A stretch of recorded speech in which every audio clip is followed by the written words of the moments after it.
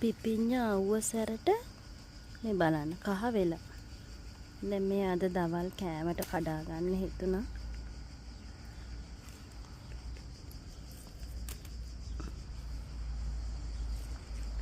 ඊයේ ටිකක් වැහැලා ඔක්කොම පොළව මඩ වෙලා තියෙන්නේ.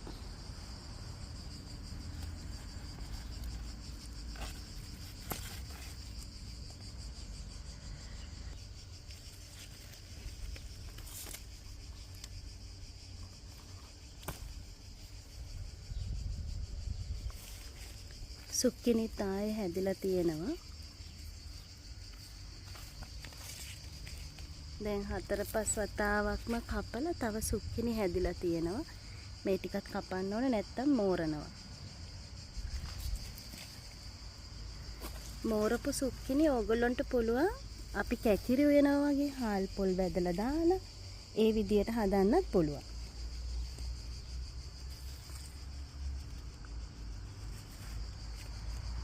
මේක නම් හොඳටම මෝරලම දැන් හවසට කඩන්න ඕන. පිපිඤ්ඤා සම්බෝලයට තක්කාලි ටිකකුත් කඩාගෙනම යමු. මේ ඔයාලට පේන්නේ මිංචි වර්ගයක්.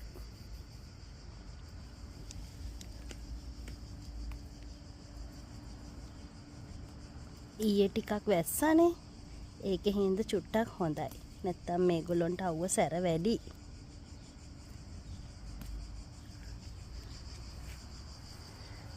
පේනව නේද? අවුවේ සැරකමට පොළොව පුපුරලා.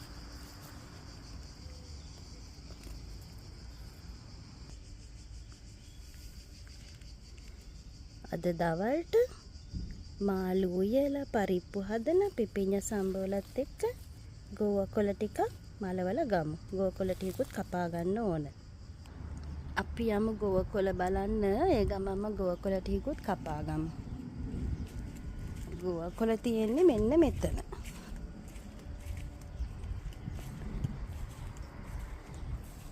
මේ තියෙන්නේ ගෝවකොළ ටිකකුත් කපාගෙන ගිහිල්ලා දැන් දවල්ට මලවන්න ඕන.